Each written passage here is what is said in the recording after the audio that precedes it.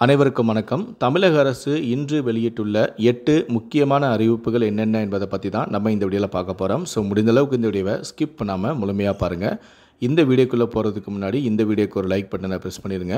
நீங்கள் இது வரைக்கும் அந்த சேனலை சப்ஸ்கிரைப் பண்ணாமல் இருந்தீங்கன்னா மறக்காமல் சப்ஸ்கிரைப் பண்ணிக்கோங்க. கூடவே அந்த பெல் சிம்லையும் மறக்காமல் கிளிக் பண்ணிக்கோங்க. சரி, வாங்க இப்போ நம்ம வீடியோக்குள்ளே போகலாம். முதல் அறிவிப்பு: தமிழகத்தில் தாய்மார்கள் குழந்தைகளுக்கு குறிப்பிட்ட சில தடுப்பூசிகளை தனியார் மருத்துவமனைகளில் இலவசமாக செலுத்திக் கொள்ளும் தமிழக அரசின் புதிய திட்டமானது விரைவில் தொடங்கப்படும் என்று பொது சுகாதாரத்துறை அதிகாரிகள் தகவல் தெரிவித்துள்ளனர். பிறந்த குழந்தை முதல் 18 வயது வரை மொத்தமாக 16 தவணை தடுப்பூசியை இனி குறிப்பிட்ட சில தனியார் மருத்துவமனைகளிலும் குழந்தைகளுக்கு இலவசமாக தடுப்பூசி செலுத்தும் திட்டத்தையும் தமிழக அரசு விரைவில் தொடங்க உள்ளது.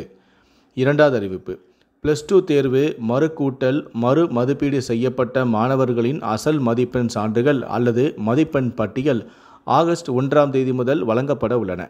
பள்ளி மாணவர்கள் தாங்கள் படித்த பள்ளிகளிலும் தனி தேர்வர்கள் தாங்கள் தேர்வு எழுதிய தேர்வு மையத்திலும் அசல் மதிப்பெண் சான்றுகளையும் அல்லது மதிப்பெண் பட்டியல்களையும் பெற்றுக்கொள்ளலாம். மூன்றாவது அறிவிப்பு: 2500 சதுரடி வரையிலான கட்டடம் கட்டுவதற்கு ஆன்லைன் மூலம் விண்ணப்பிக்கலாம் என்ற திட்டத்திற்கு அமோக வரவேற்பு.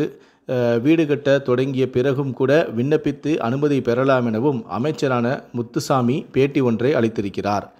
நான்காவது அறிவிப்பு: பொதுப்பிரிவு மற்றும் அரசு பள்ளி மாணவர்களுக்கான 7.5% உள் ஒதுக்கீடு இன்ஜினியரிங் கலந்தாய்வானது நேற்று தொடங்கி 3 சுற்றுகளாக நடைபெறுகிறது. அந்த வகையில் நேற்று தொடங்கிய முதல் சுற்று கலந்தாய்வு அடுத்த மாதம் ஆகஸ்ட் 10ஆம் தேதி வரை நடைபெறுகிறது. ஐந்தாவது அறிவிப்பு: மேற்கு திசையிலிருந்து வீசும் காற்றின் வேக மாறுபாடு காரணமாக தமிழ்நாட்டில் தொடர்ந்து மழை பெய்து வருகிறது. அதன்படி நீலகிரி, கோவை, திருப்பூர், தேனி, திண்டுக்கல், தென்காசி, திருநெல்வேலி மாவட்ட மலைப்பகுதிகள் மற்றும் கன்னியாகுமரி மாவட்டங்களில் ஓரிரு இடங்களில் நேற்று கனமழை பெய்தது. மேலும் தமிழ்நாட்டில் ஆகஸ்ட் 4ஆம் தேதி வரை லேசான முதல் மிதமான மழை பெய்யும் என்றும் சென்னை வானிலை ஆய்வு மையம் தெரிவித்துள்ளது. ஆறாவது அறிவிப்பு: சென்னை மாநகராட்சியில் மேற்கொள்ளப்பட்டு வரும் சாலை பணிகள் ஆகஸ்ட் மாதம் இறுதிக்குள் முடிக்கப்படும் என அமைச்சரான KN நேரு தெரிவித்துள்ளார். ஏழாவது அறிவிப்பு: அரசு கலை அறிவியல் கல்லூரிகளுக்கு 5699 கௌரவ விரிவுரையாளர்கள் 11 மாதங்களுக்கு தொகுப்பூதிய அடிப்படையில் தற்காலிகமாக தொடர அனுமதி வழங்கப்பட்டுள்ளது.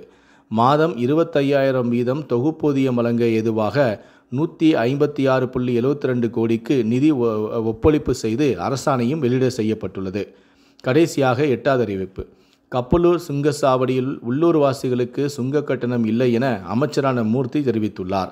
2020 ஆண்டை போலவே உள்ளூர் மக்கள் சுங்க கட்டணம் இல்லாமல் கப்பலூர் சுங்கச்சாவடியில் செல்லலாம் எனவும் உள்ளூர் மக்களுக்கு சுங்கச்சாவடி ஊழியர்கள் இடையூறு செய்யக்கூடாது எனவும் தெரிவித்துள்ளதாகவும் அமைச்சரான மூர்த்தி தெரிவித்துள்ளார்.